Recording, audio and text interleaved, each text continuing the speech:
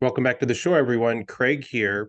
I'm going to probably be doing more episodes, some of those just as me, and a couple of reasons for that. Number one, sometimes it's just difficult for Joan and I to find a time that works well for us, especially if there's something that's kind of on my heart or his heart at one particular time. So I'm going to probably be putting out a little more content than normal. So rather than twice a week, probably going to be three, four, maybe more times a week. They won't all necessarily be episodes. Some of them are just going to be videos on our YouTube page. I tend to put most of the video content on YouTube and TikTok. TikTok only because it's just kind of fun to interact with people. There aren't, not surprisingly, there does not seem to be a lot of middle-aged, sort of conservative Catholic men or women on TikTok. So it's sort of a foreign audience, but that kind of makes it fun. Um, I've started to tweet a little more. So if you like, I personally I like Twitter anyway. I like the interaction and the bantering. So we do have a TikTok and Instagram account. I don't really get any I want to say no one really seems to follow the Instagram account, which has typically just been posting shorts, videos over there. Um, and what I've kind of been doing is posting some I don't know, jokes or observations on Twitter, and I'll usually post them onto Instagram. So if you don't have Twitter, but you want to see some of the bantering, you might check out Instagram. The video content will primarily be on YouTube. Obviously, the audio is available on Spotify and Apple and the other places. And TikTok is sort of the middle ground. I'll put some videos on TikTok. Um, and if you're on that platform, please go check us out and interact with us. It's a lot of fun. So anyway, and for those that don't want to listen to me blabber on, but like the content with Jonah, I'll try and put in the title. Like if it's just me, it'll be a C. If it's Craig and Jonah, it'll be CJ. And I always kind of put it right in the initial description. So Craig discusses or Craig and Jonah discuss this. So if you want to avoid listening to me drone on, I guess you'll find out pretty quickly if it's just me or both of us. Um, so I wanted to do an episode today for a couple of reasons. So I did a reflection video yesterday. I don't think I made an episode number, but I just put it out there. Um, Kind of talking about my reflections on NFP and abstinence and all that. For those that haven't figured out, I have a very love-hate, mostly hate relationship with NFP and abstinence and various things that the church tells us about what we can and can't do. Um, so yesterday was sort of near the end of an abstinence period for us, and the PMAS is just very, very acute at that point in time, and I think that's really one of the things that Joan and I have articulated that is of great value to those that hear it is the man's experience, and specifically how the more time that goes on from intimacy, the um, it's not just like we're just this parallel line. It is increasing or decreasing, however you want to look at it. In frustration and difficulty, the longer it goes on, the more intense the physical, emotional, mental, spiritual weight of that process and that cross. And especially when you get towards the very end of for most of us, it's a 10 to 14 day window in there where you have to abstain. It's just pretty much miserable. And I talk about that a little bit.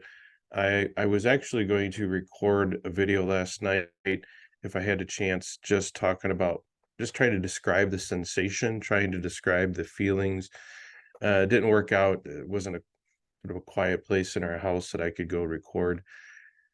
Um, but maybe I'll try and do that right now. So You know, it's a combination of things, and like I said, it kind of gets worse over time. But PMAS, so post marital act syndrome, the way it works is when you have intimacy, there is this initial bliss, and there's of course there's the extreme pleasure and relief that goes on really right at the time of the act, and let's say in the hour or so afterwards, um, fall asleep, whatever. The next day is what we call the bliss period, and the bliss period is just, I think, I think that's kind of what men are designed to be at. I mean, just all that pressure and tension is gone. Your attitude is positive. You feel just very good. Feel very affectionate towards your wife, very optimistic. Um, no, there's no temptation or urge to um, do things that are sinful. Um, Not really a strong desire to be intimate again, although most of us could probably pull that off. But the day one bliss is really just the most amazing part of all this, and I think that's probably the number one misunderstanding that a lot of women have about men is it it's not just about the pleasure of the act itself. And that's what I hear a lot when people are kind of reminding men that you gotta be strong, you gotta have self mastery, you don't want to just have the pleasure. Like if there was a way to enjoy the day one bliss without intimacy, I would be all on board for that. Not that I want to give up intimacy, but the day one bliss period, in my opinion, is far more value and long lasting than the pleasure of the initial act itself. And it just totally transforms our day and our life and our attitude as men. And and so that's what drives us, to at least drives me, and I know Jonah talks about this too. It just changes everything for the better. Personally, and in terms of your connection to your wife and the feelings you have for her, the day one bliss period is the main benefit to intimacy. And I'm not sure that I'm not sure how common that understanding is. I don't think a lot of women or priests or whatever understand that. So anyway, the bliss period is, day one is that, and then kind of tapers off day two, and then by day three, you're kind of starting to feel things a little bit. Day four is when I think the PMAS, sort of the hormones have all caught back up. Your body has reproduced what it produces, and things are kind of full down there, and you just start to develop this tension, um, which is really hard to describe, but it's not just in your head. It's a physical manifestation that kind of starts in the groin area, but kind of expands outward into the legs. Yesterday, my legs were kind of tingling and just felt uncomfortable, all the way up into your chest, and to where there's almost this light heartburn feeling. I don't know if you've ever had indigestion or heartburn, but that's sort of what it feels like. That all goes away once you have intimacy. The bliss period is an absence of all that. So um, that is, to me, the most important thing that people need to understand, and it really segues to something I think Joan and I are going to talk about here in the near future, is this notion of do men need sex, or do men need intimacy? And does anyone die from not having that? I think it depends a lot on how you define need, and how you define die. I think this is where I think these terms and ideas get thrown around very casually without thinking about what they mean. Um, yeah, I mean, we have lots of physical and spiritual needs. Let me give you an example. Humans are creatures, social creatures. Okay. Um, it's healthy for us to have human interaction with other people. We like communities. We're built that way. Loneliness is not healthy for humans. Doesn't mean you'll die from loneliness or that there aren't periods of loneliness, but the human person is healthier when they are in a group of people than they are by themselves. That's why, like, solitary confinement is just pure torture for people. So, yeah, I mean, yeah, I mean, if I say that if we think about need, what does a man need for maximum human flourishing, to be the best man that he can be physically, emotionally, vocationally, spiritually, father to his children, stuff like that. Yes, intimacy is a need for all that. Does it mean that he can't survive without it? No, but if your standard is what will allow someone to flourish and be the best version of themselves, then yes, intimacy and sex is a need for men. That's just the reality of it. I didn't design us. I didn't build humans. I'm just telling you how it is. And so yes, if someone asks, is sex a need for men, I would say yes, absolutely, especially for married men. Um, and you know, getting sort of the question as well, no one ever dies from not having sex. Yeah, I mean, I guess depends what you mean by that. Do I fall over dead like Onan? No.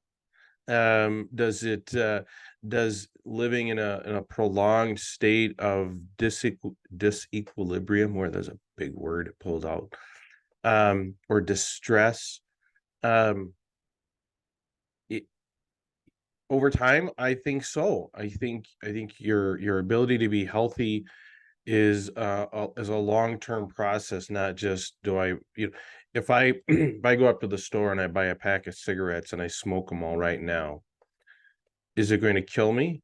Well, it depends what you mean. Am I going to fall over dead smoking them now? No. If I smoke those every day for the next 20 years, is there a much better chance it's going to kill me for one way or another? Yeah, probably. Um, so that, I think, is, really important to keep in mind, is men are not designed for prolonged state of distress, and that includes their intimate lives. Men in let's say a sexless marriage or something, a very sexually unfulfilling marriage, are under constant um emotional and mental stress that is not good for the body. It just isn't. um the long-term effects of that, I guess, probably varies by men, but yes, that is a harmful thing. And when I want to address this whole notion itself.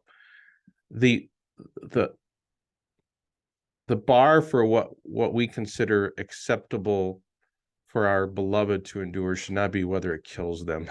I really don't like that whole notion itself. Well, if it doesn't kill you, I guess it's okay for you to endure that. No, I, there's a lot of things I would protect my wife from that are not going to kill her, and quite frankly, I look to prevent anything that will make her uncomfortable or life less enjoyable for her. Doesn't mean I can remove all those things, but I the standard for what we should want for our spouses should be much higher than, well, will it kill them or not?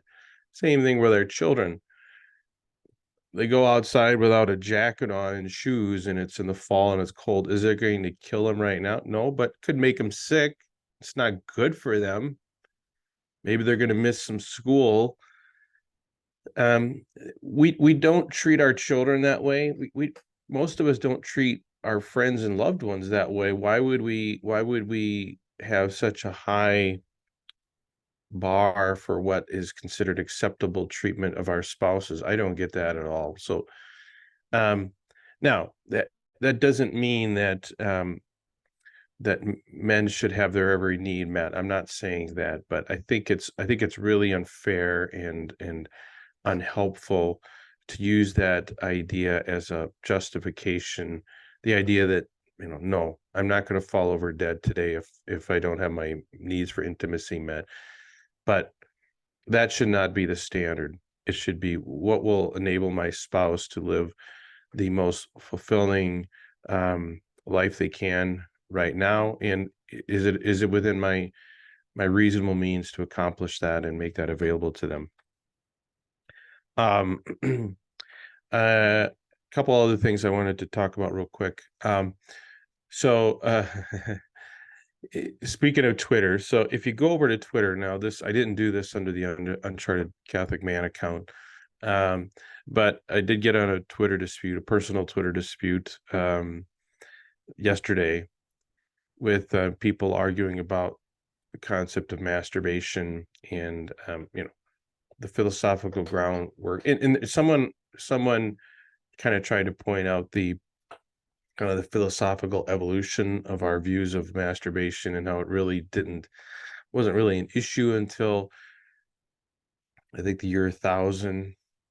Certainly Aquinas, and they were kind of trying to evaluate that. And one guy chimed up and I basically said, look, the church teaches what it does about masturbation. I'm not here to say that's wrong. It is what it is, but there is, from what I can tell, no scientific or medical or just other good explanation for why it's wrong, other than the church says it's wrong. And the church says what it says, but there does not, for a lot of things. Let me give you this example. The church also says that we should not, we have to be faithful to our spouses. We should not be out having affairs. That is a clear moral teaching, but it also just kind of correlates to reality. It's not good for a marriage for one person to be out having an intimate relationship with someone else. It's going to create heartache if they find out, and reasonably so. There is the risk that someone is going to bring some sort of a disease back into the relationship. There's the risk of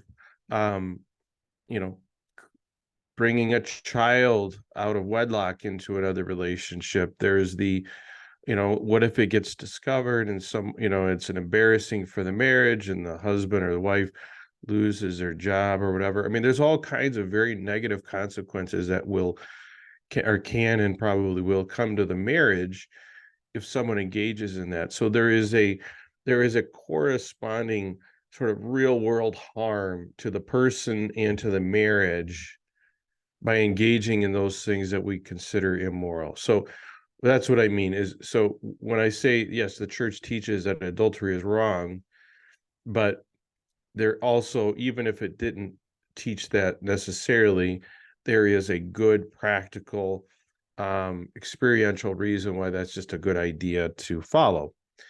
I don't think that it's the same for masturbation. I think let's just limit it for purposes of this podcast to the married man or woman who's in a committed relationship.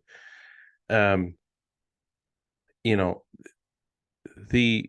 idea that one or both of them masturbating, whether in secret or with the knowledge of the other spouse, I would say the most common situation where it comes up is because of the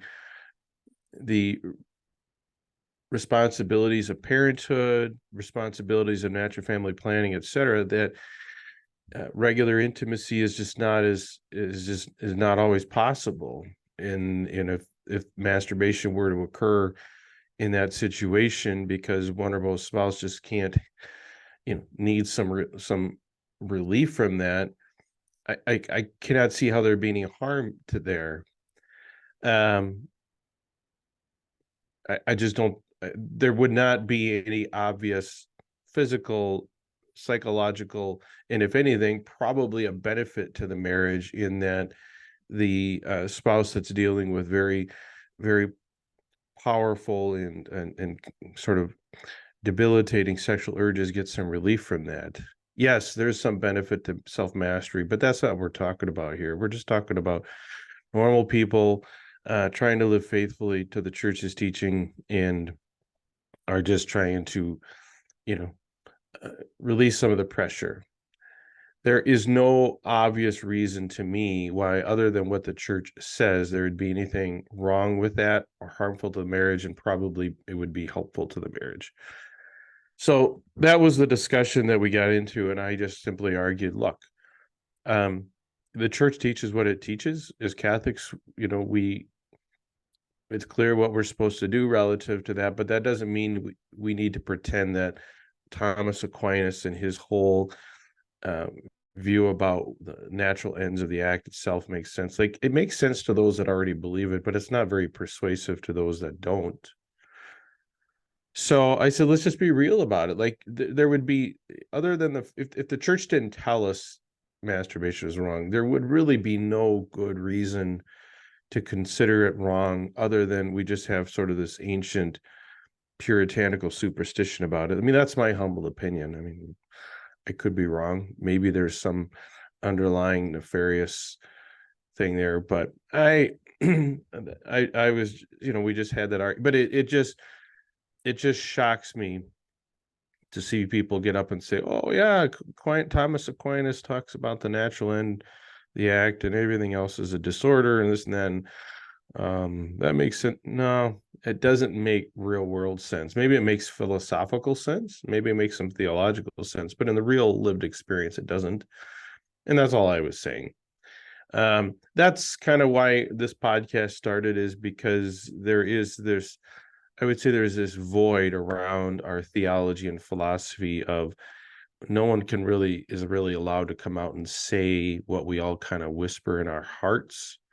And we're just trying to be transparent about it. We're trying to be faithful Catholics. We're not here to tell anyone to disregard anything the church teaches, but I think it's helpful, if not cathartic, to be able to at least talk about what we believe within the real world context of people's lived experiences, especially as married couples using NFP and having children. So anyway, sorry about all that. That was just kind of a rambling thing I needed to get off my chest, but that's why we're here. The other thing that I wanted to say, why I brought up that Twitter dispute, is I kind of pressed this guy because some of the stuff he said, is like, oh, so it sounds like you're a single female. From what he was saying, he's like, oh no, I'm married and I'm a male. I'm a married man, and a Catholic married man, and of course this was sort of in jest. I says, wow. I said, consider me surprised that you are a married man and never masturbate. And he, of course, responds like, I don't talk about my intimate life online, which is fine. I mean, that's probably the prudential thing to do. But it's just kind of a stark reality, is like, it's very comfortable to get out and talk about what the church teaches, and especially when it means pointing fingers at other people. Won't name names or groups, but there's a lot of that out there. But when it comes to like, well, basically what I said is, look, if you're just doing all these things anyway that you say are wrong, that's one thing. It kind of makes you a hypocrite, makes all of us a hypocrite. Or I said, number two, if you figured out how to get through and not have any of those issues and you're not sharing it, that's kind of selfish. So this podcast is the opposite of that. This podcast, Jonah and I try our very best to be transparent about the real, the good, the bad, and the ugly, because so much of it never gets talked about in polite Catholic circles.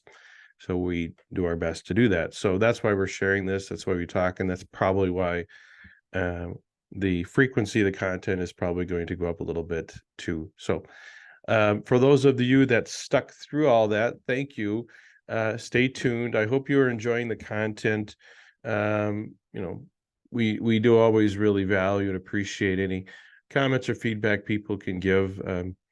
It helps us, but we'll do our best to keep doing it, whether anyone listens or not. So anyway, well, until next time, everyone, have a good one.